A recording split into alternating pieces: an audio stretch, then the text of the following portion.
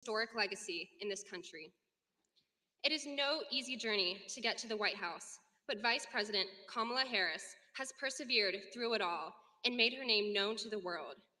Born in Oakland, California, she was raised by a single mom who emigrated from India at age 19 with the dream of curing cancer. Our vice president has spoken about the important lessons her mother taught her about caring for family, but also acknowledging that the world is bigger than oneself.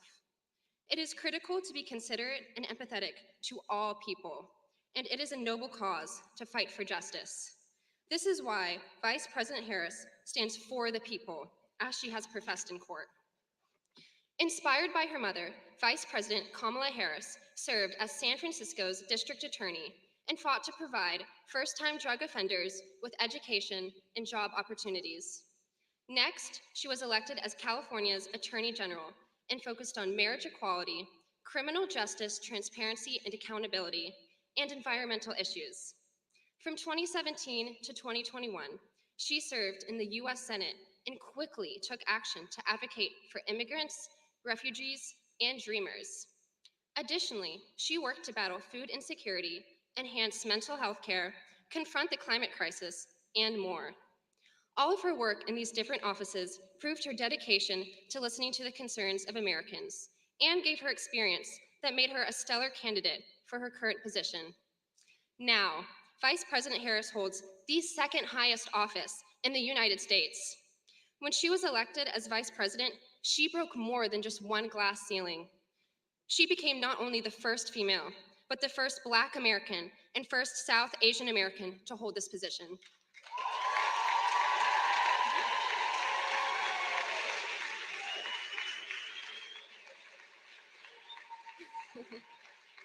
As someone who stands before you today, as the daughter of a young female Asian immigrant from Vietnam and the first Asian American student body president here at the college, I am personally inspired by Vice President, thank you.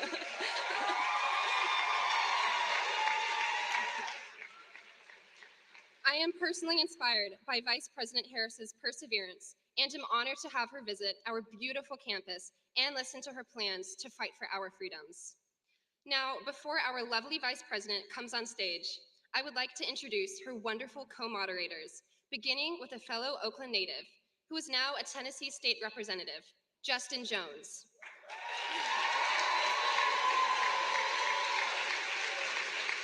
Jones was elected for his first term in November 2022 and is the youngest lawmaker serving in the Tennessee House.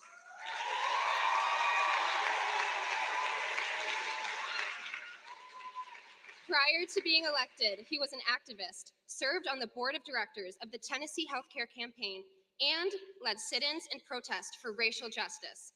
Please welcome Representative Justin Jones to the stage.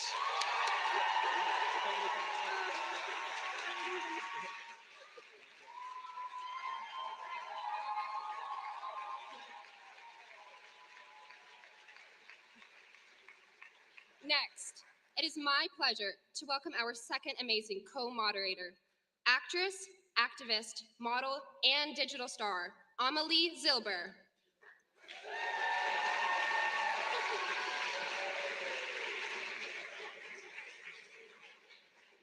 Earlier this year, she was recognized for her achievements and selected for the 12th annual Forbes 30 Under 30 list. Please give it up for Amelie Zilber.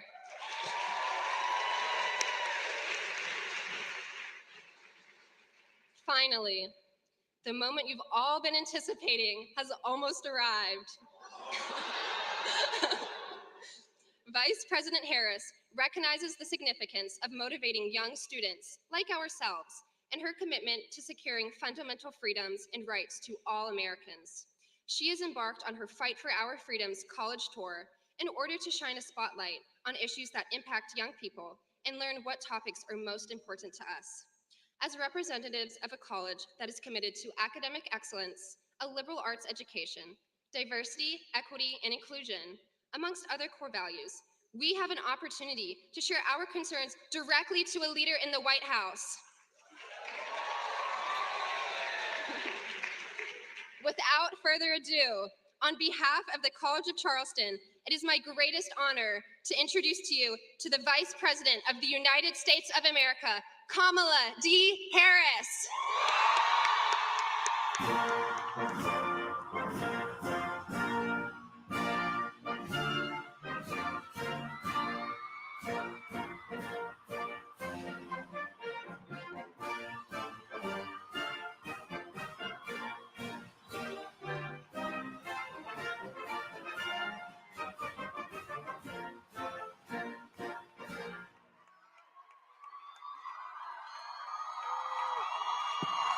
Cougars!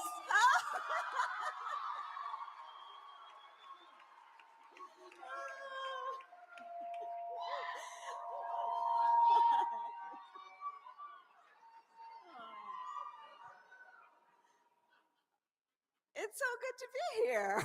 Hi, everyone. Oh, it's so good to be here. Thank you both. So let's get into it, shall we?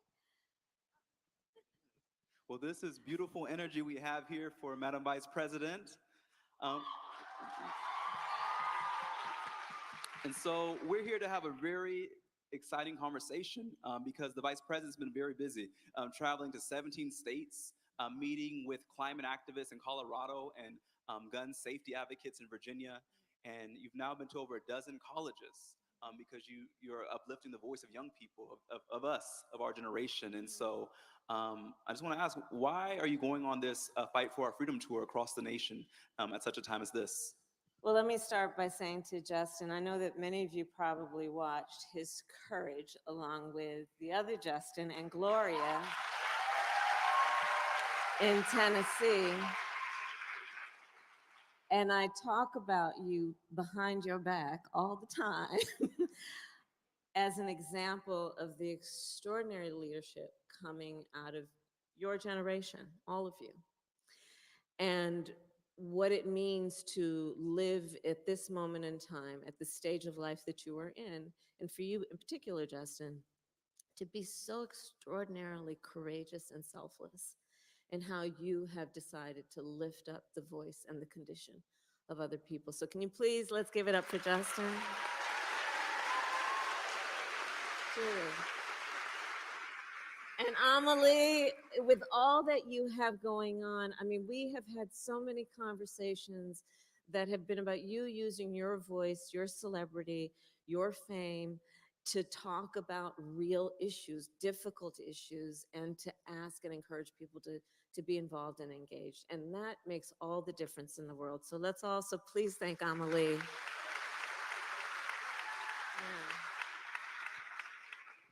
So the reason I decided to do this tour, the Fight for Our Freedoms tour, is, well, there are a number of reasons. One, just to be very candid and direct, I want for you all, and I'm speaking to the students, I want for you to be able to live your best life. And right now, we are at a moment in our country where, in many ways, there is an intentional, full-on attack against the freedoms and liberties that have been the basis for what I believe makes us strong and respected as a democracy.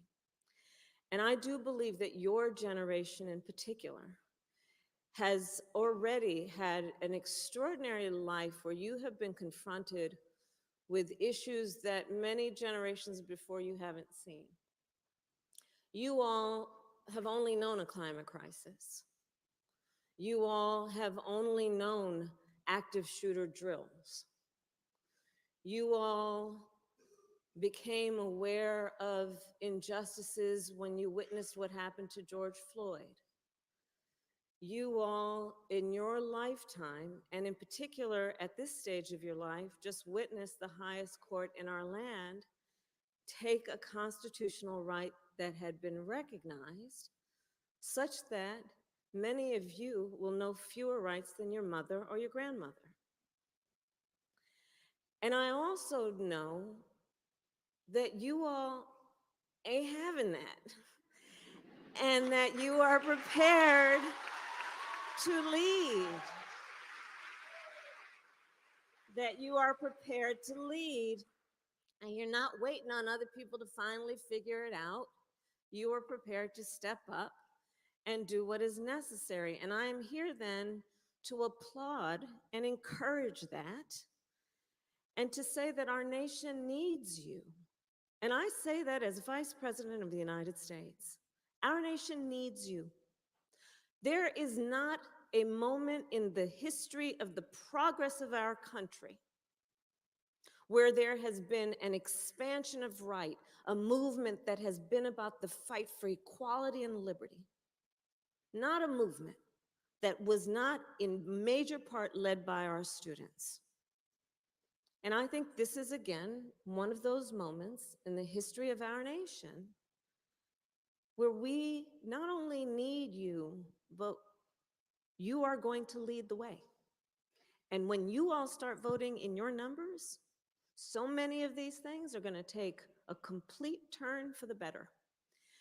And so I'm here to hear from you and to be with you, to tell you that your nation appreciates you, because you already, by the virtue of the fact that you are here at this school and you have decided already to embark on a role of leadership, you're going to make a difference. So that's why I'm doing this.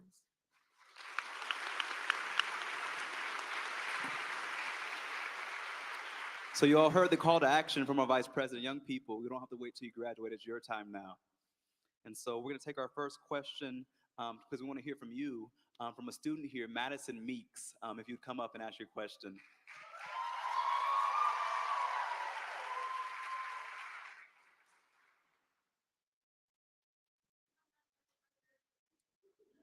Oh, I see you. My name is Madison Meeks. I'm a junior biochemistry and chemistry major here at the college.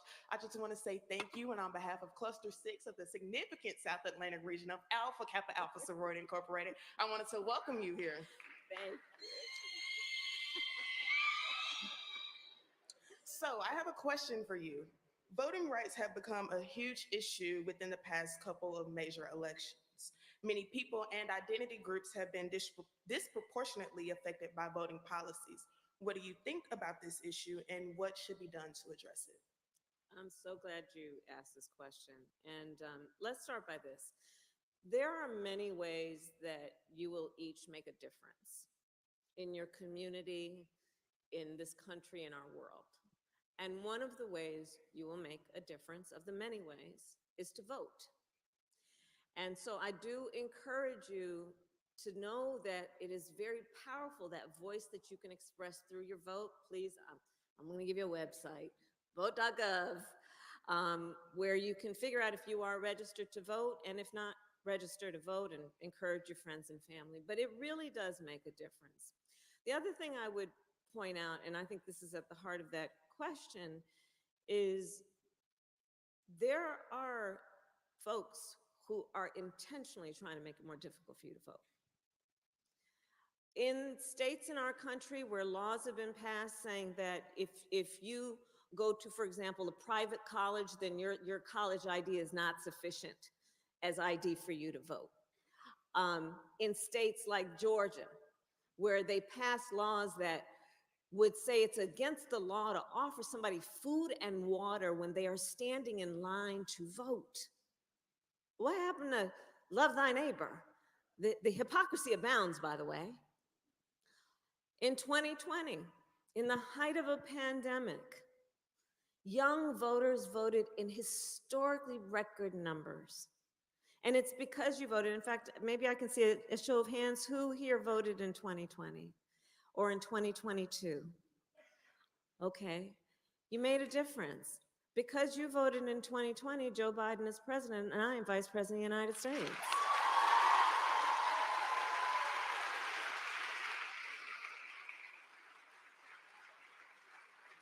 Because you voted, we were able to finally cap the cost of insulin for our seniors at $35 a month. We were finally able to say Medicare can negotiate against the big pharmaceutical companies. Because you voted in spite of all of the folks that are denying the significance and seriousness and immediacy of the climate crisis, we were able to pass the most comprehensive climate bill that now is going to put $1 trillion on the streets of America to invest in a clean energy economy, reduce greenhouse gas emissions, invest in solar and wind turbines, because you voted.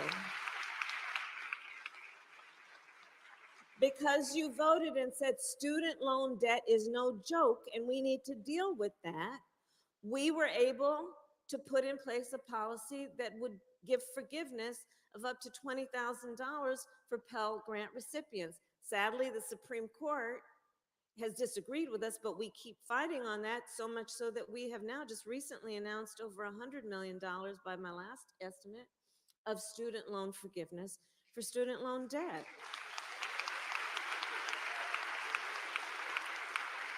And I could go on and on. But again, understand that we will always plead, and many of us have talked for years about the importance of voting because, of course, people marched, fought, bled, and died for our right to vote. For many of us, in fact, everybody here on one level or another, or your relative. But there's not only that reason, the other reason is this: don't let anyone ever silence you. Right now in South Carolina, we are looking at a situation where state legislators basically passed a law that would try to dilute the Black vote in the state. Now, I can't talk about the case, just as a point of reference, but let me just say this. Let's understand that it is wrong that any elected official would try to choose who can vote for them when it should be the voter who chooses who represents them.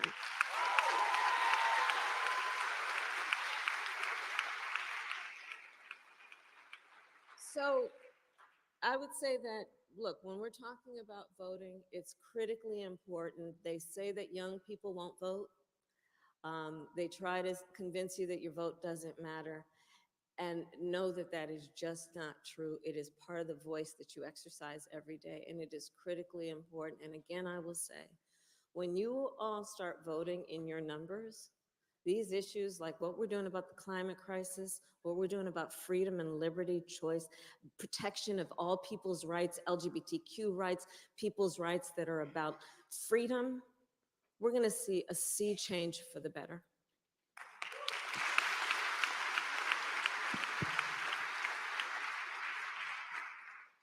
So, Madam Vice President, you very briefly just mentioned LGBTQ plus rights. And, you know, so much of our optimism as young people is marred by this fear that we are going to lose our fundamental rights. Yeah.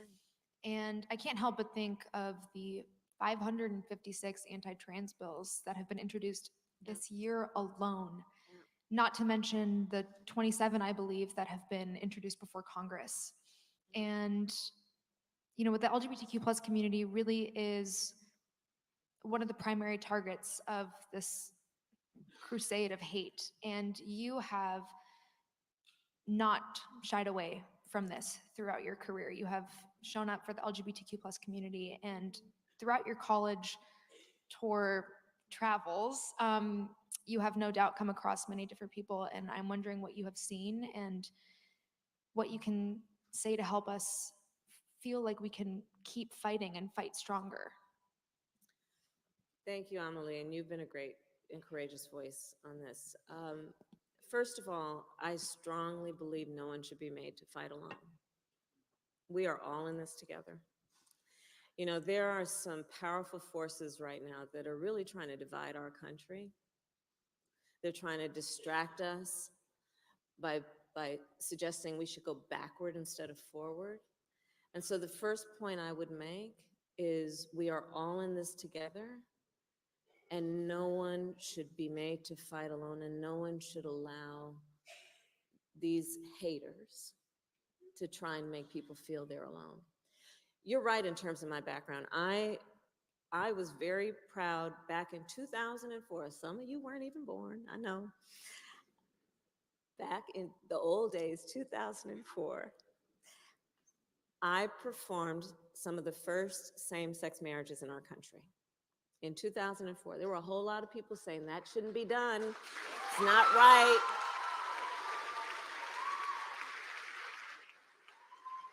You know, people said, oh, they're not ready for this yet.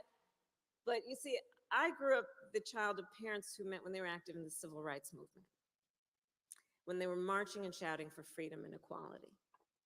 And I come at this issue then with a very strong and profound belief that this is about the freedom to be.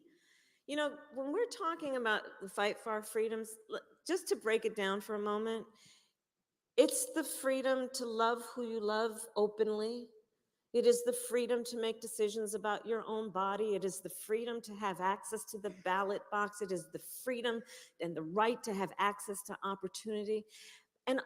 But fundamentally, a lot of this fight for freedoms is about the right that people should have the freedom to just be. To just be.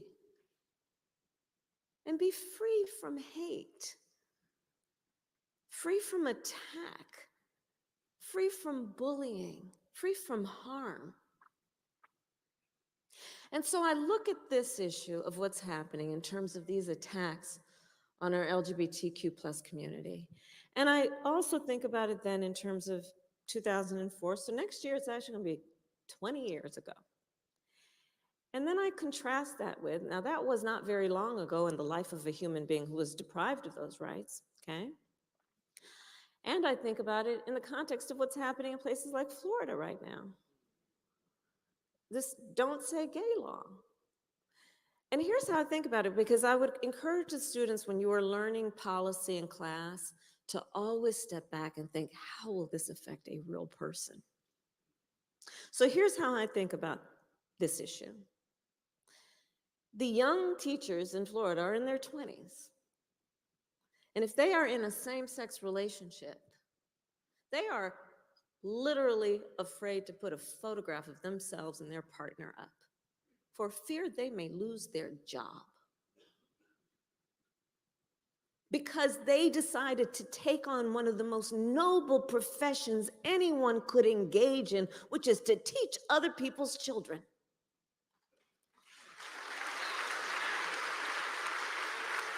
And we don't pay them enough as it is.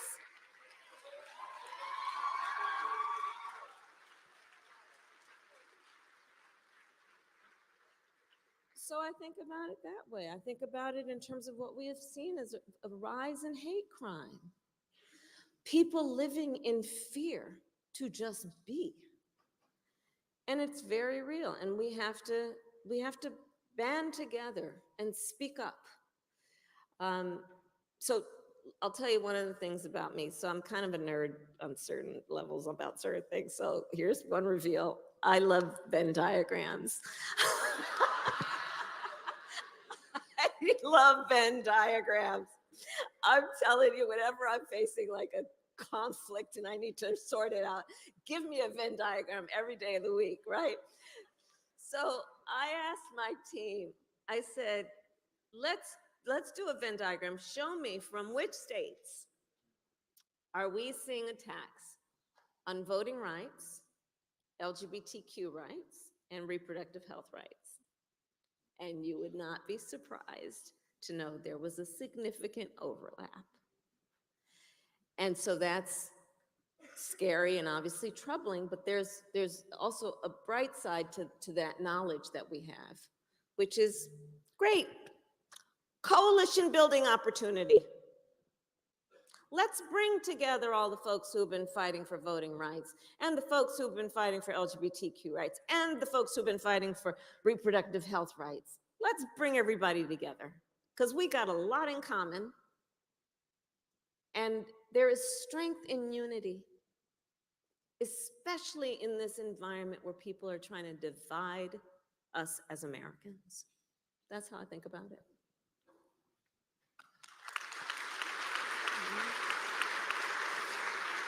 Wow, there is strength in unity. There's strength in unity. In Tennessee, we say y'all means all. All right, we have another question. We want to uplift another student here to ask a question. Um, Andrew Baxley.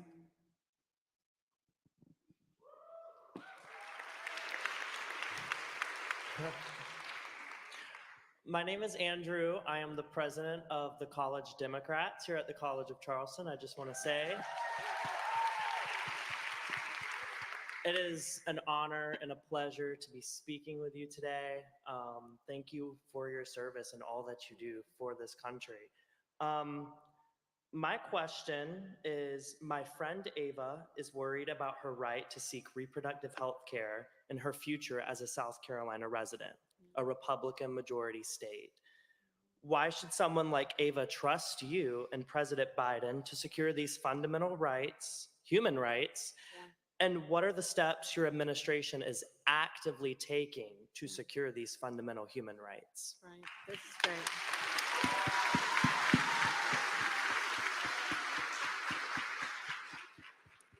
Let me just start by saying, I think it's really important that you ask that question on behalf of Ava, because that speaks to the solidarity and the importance of everyone understanding this affects everyone regardless of your gender. And it is about fundamental rights.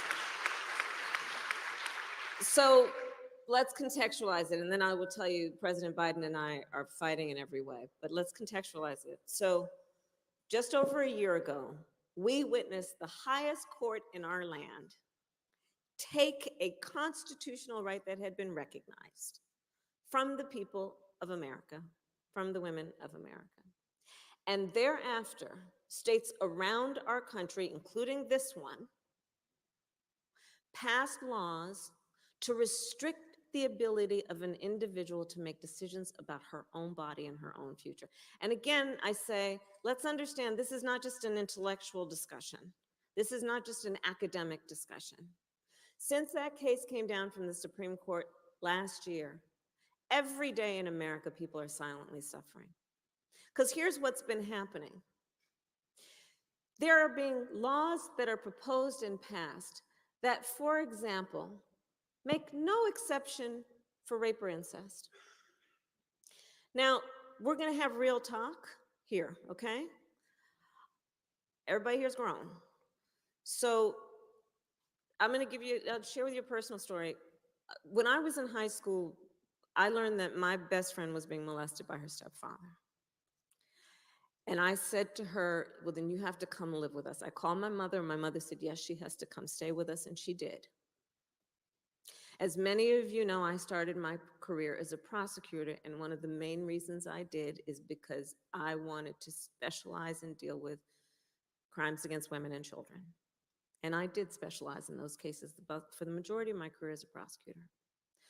So on this issue, no exception for rape or incest, understand what that means.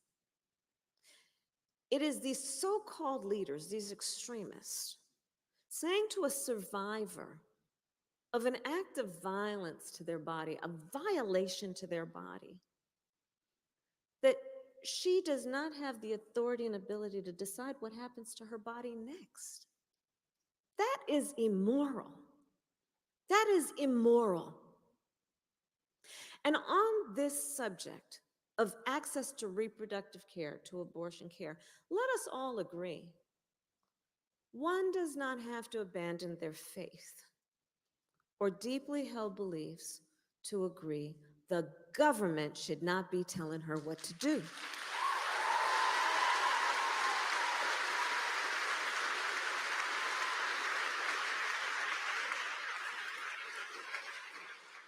If she chooses, she will make that decision with her pastor, her priest, her rabbi. But she is smart enough to know what is in her own best interest instead of having a bunch of these folks up in these state capitals trying to tell her what to do.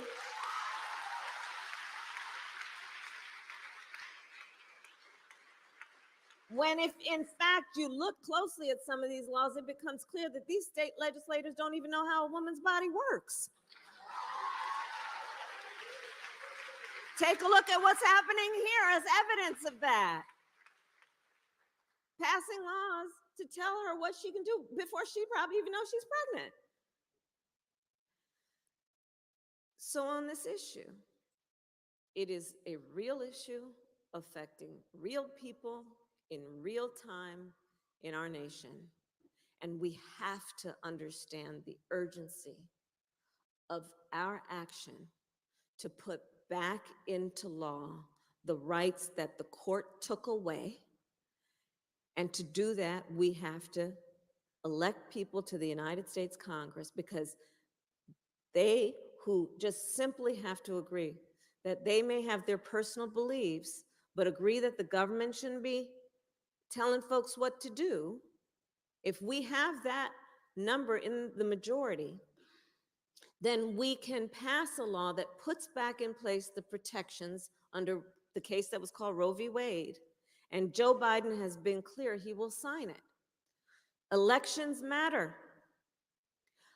Elections matter. So us being in place, the work we have done as an administration has also been about saying to all these states, you cannot deprive people of emergency care, because sadly, too many folks, I have met many, had to go to the emergency room. This one young woman I met from Texas, she was suffering a miscarriage, went to the hospital for help with a procedure. They denied her because they were so worried they were going to get sued.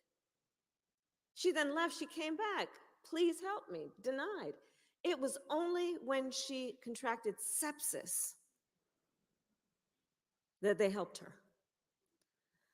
So the issue about the restriction and enforcing the restriction, nobody should be denied access to emergency care, is something we are pushing. Access to contraception, and making sure that we ensure that folks have access to contraception. But ultimately, what the court took away, Congress can put back in place. And so elections matter, which means your vote matters.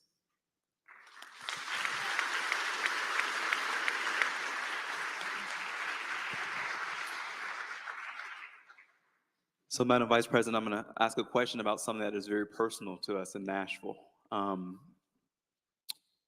We are just blocks away from Mother Emanuel, where 9 precious lives were taken in a mass shooting.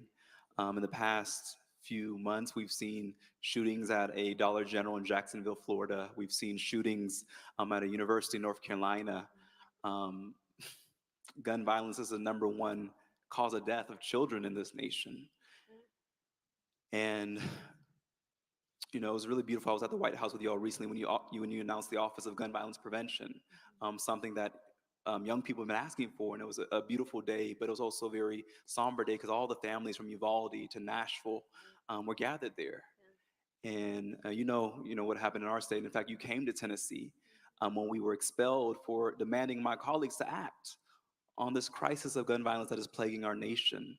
And so, I'm so excited to see that you're leading this Office of Gun Violence Prevention that is taking this issue like a national emergency, like a crisis. And so my question is, what else can we do to address this preventable crisis of gun violence in our nation? Well, again, I just would emphasize the earlier point about the fact that not only are there things that we know we have yet to accomplish as a country in terms of progress, but it is also important to understand where there are purposeful and intentional efforts to obstruct that progress. And Justin's case, the 3 of you, is a perfect example. Many of you, I'm sure, remember and know. They were simply, as elected representatives, in an official session of that elected body, attempting to have a debate on the issue of gun violence, and the so-called leaders of that body turned off their microphones. This is not even like a metaphor, like, oh, don't turn off my microphone when you actually don't have a microphone. They actually had microphones. And these so-called leaders turned them off. Now, what I loved about it is y'all were like, all right, anybody got a bullhorn? That was fantastic. But there are people who are intentionally standing in the way of just what is reasonable. So I'd like to start by, I'm just going to ask you to do me this one favor, the students who are here. Raise your hand if, at any point from kindergarten to 12th grade, when you were in school, you had to go through an active shooter drill? Raise your hand and hold it up. I would ask the older adults to look around the room, and I'd ask the press to take note. Because, thank you guys, I think that older adults don't fully understand what you guys have been through. I really do.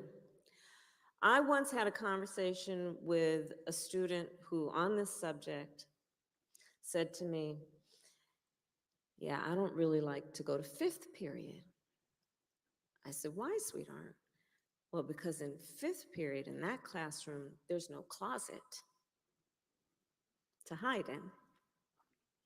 So our students, our young leaders, who are supposed to be in this environment where we are feeding their God-given capacity to learn and to explore and to wonder, and some part of their brain is afraid that somebody might bust through the door with a gun. It's just not right. Like Justin, you said, it's the leading cause of death of children in our country right now, gun violence. Not some form of cancer, car accidents. Gun violence is the leading cause of death of children in America. 1 in 5 Americans has a family member who was killed by a gun. The trauma, not to mention that is undiagnosed and untreated, that the American people are living with on this issue. And to your point, it is a false choice that the obstructionists try to push, to say you're either in favor of the Second Amendment or you want to take everyone's guns away. I am absolutely in favor of the Second Amendment, and I believe we need an assault weapons ban, and we need background checks, universal background checks, and red flag laws.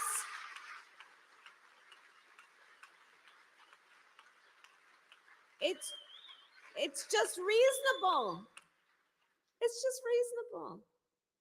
You just might want to know before someone can buy a lethal weapon if they've been found by a court to be a danger to themselves or others. You just might want to know. It's just reasonable. And here's the thing on this issue and so many of the issues we are discussing that I would like to emphasize, especially to the young leaders here. It does not have to be this way. It does not have to be this way. We once had an assault weapons ban. It expired. But it does not have to be this way, that we don't ban weapons of war from the streets of a civil society. And so how do we achieve change? Well, one, let's be clear that it is about local, state, and federal elections. But it is truly within the power of elected representatives to do something about this. And ultimately, it's got to be the United States Congress, because we have some states who have leaders who have been successful in passing reasonable gun safety laws. But if we don't have some kind of overall approach, then, guns can obviously, assault weapons can obviously, pass through state lines. So a big part of this elections matter. But again, I'm going to repeat myself. When you guys start voting in your numbers, because for this issue is with so many, this is not an intellectual issue for you. It is a lived experience. You guys are going to make a big difference.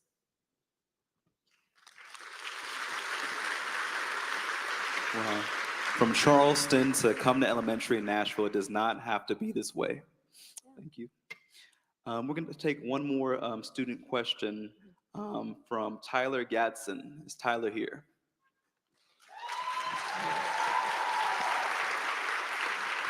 Greetings and welcome to Charleston. My name is Tyler Gadsden. I am the boss list of the Beta Mu chapter of Omega Psi Phi Fraternity Incorporated, a student athlete, academic mentor, student ambassador, as well as a Bonner leader intern.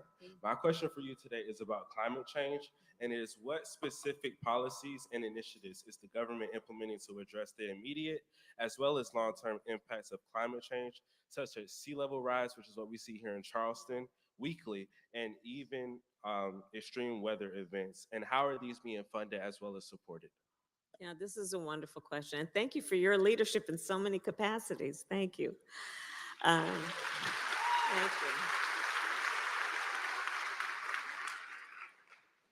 So again, there was a time in the not so distant past where we had to fight the deniers, and now, you just can't turn on any form of news and deny what we're seeing from, my home state, where we're seeing wildfires to up the eastern seaboard, and in the south, what we're seeing in terms of floods um, and extraordinary extreme weather events that are decimating communities. And so I think we have finally come to the point where there is some consensus that this is a real issue and that it is an urgent issue, because the clock is not just ticking on this, it is banging.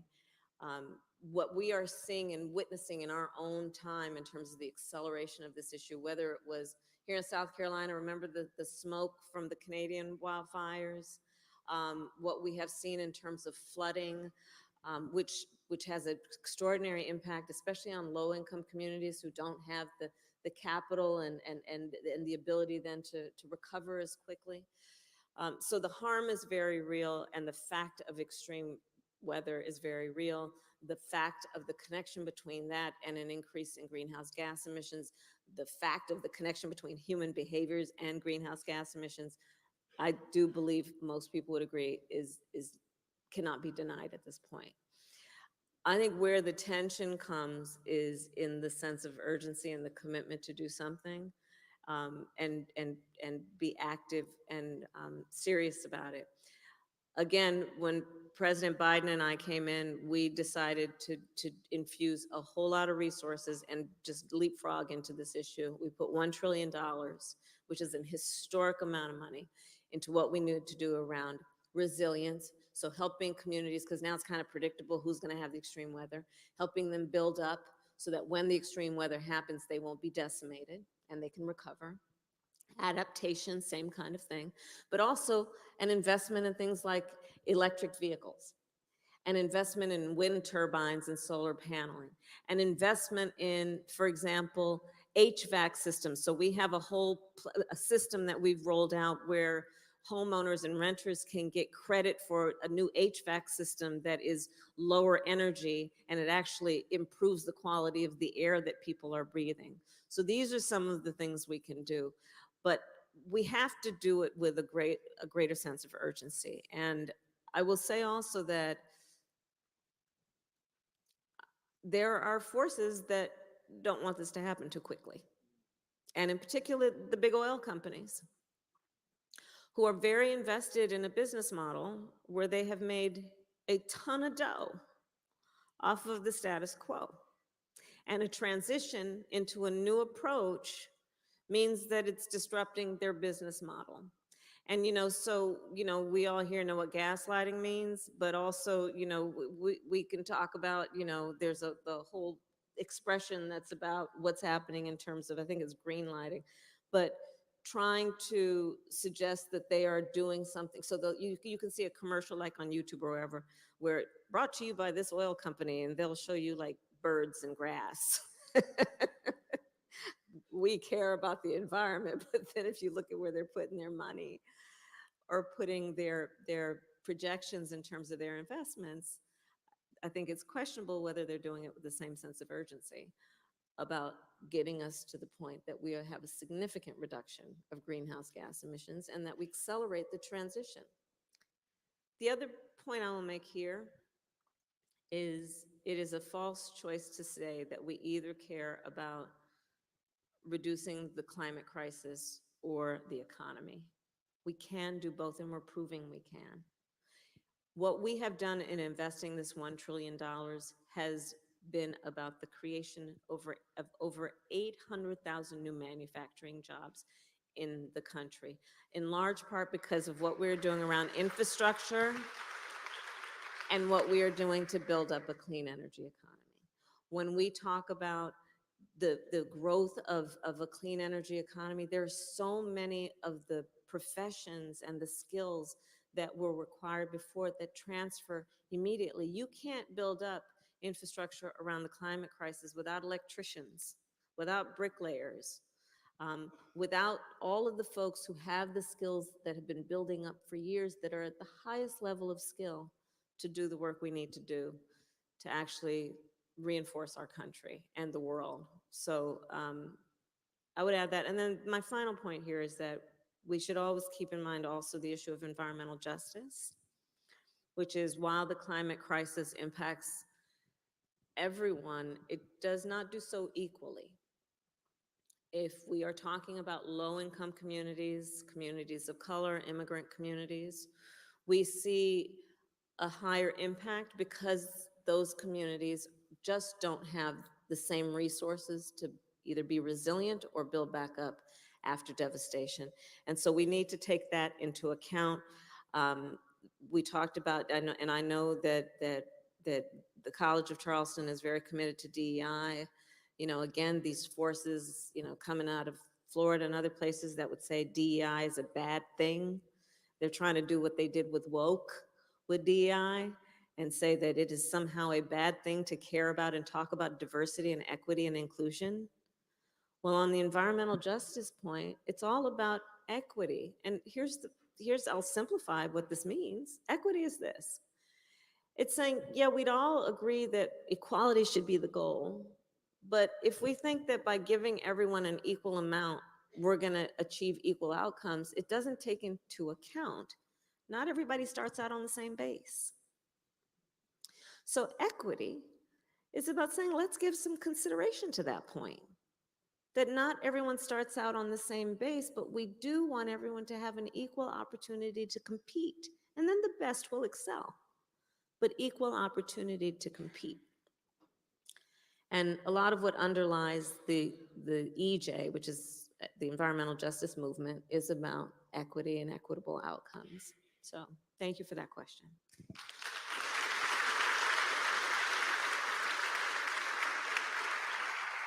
So we are heading into our last question. I want to say thank you for your candor, your authenticity, and for your heart in this conversation. It is abundantly clear how much you believe in the power of young people. And I think it just means so much more than you know to all of us. Thank you. So our last question is, we're in a room with so many impassioned young people, our future leaders here and on this campus. What is your last advice to us? Oh, well, I've got lots of advice. How long do you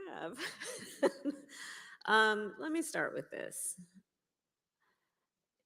So we talked a little bit earlier about what's happening in this environment right now.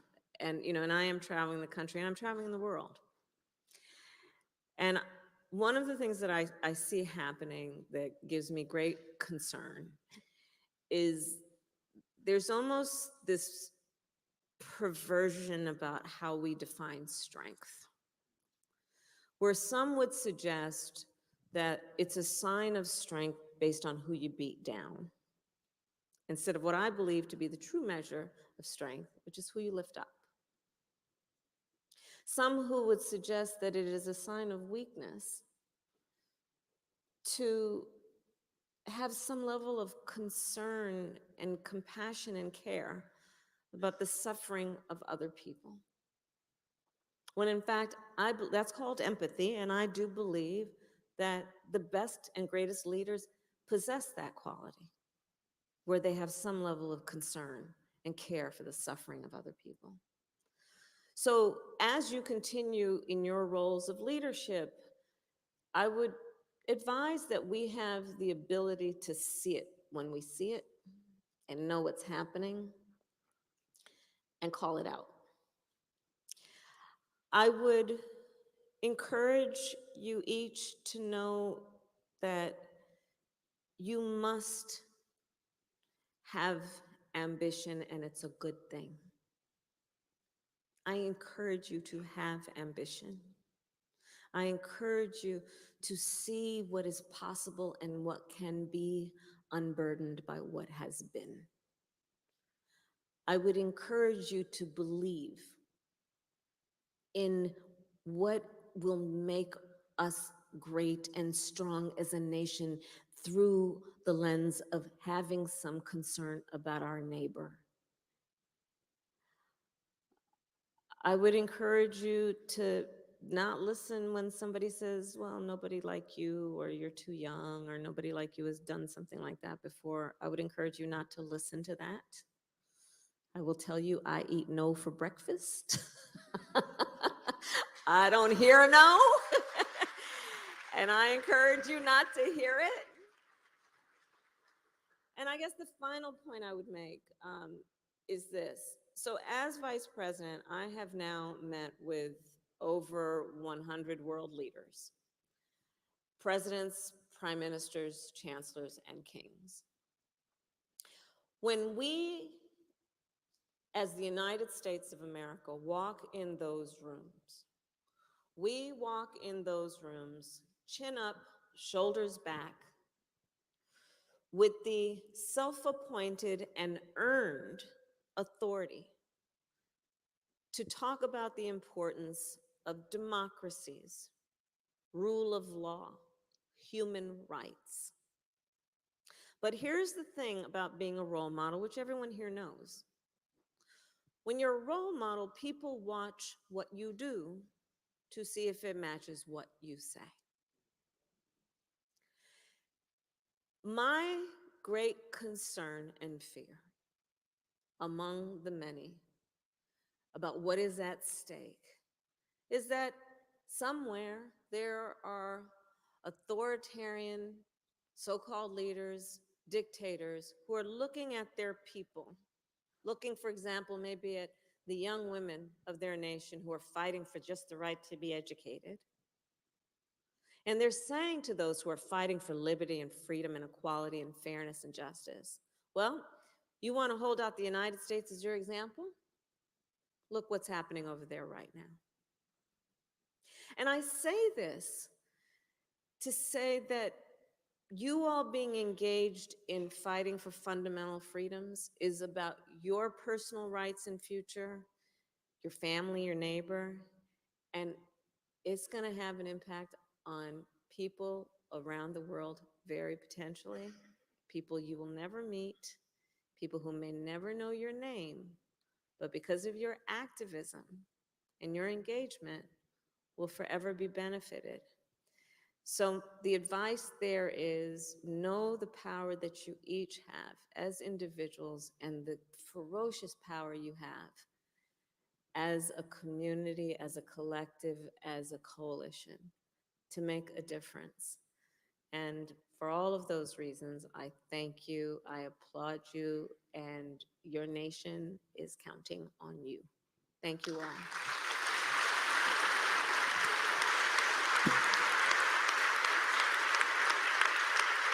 I think we should take a selfie.